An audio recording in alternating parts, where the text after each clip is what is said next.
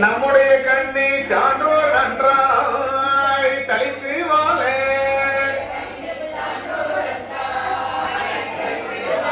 வெள்ளி கொண்டே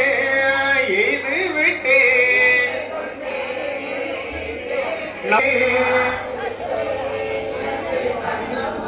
நம்முடைய பத்தினி மக்கள் நன்றாய் தளித்து வாழ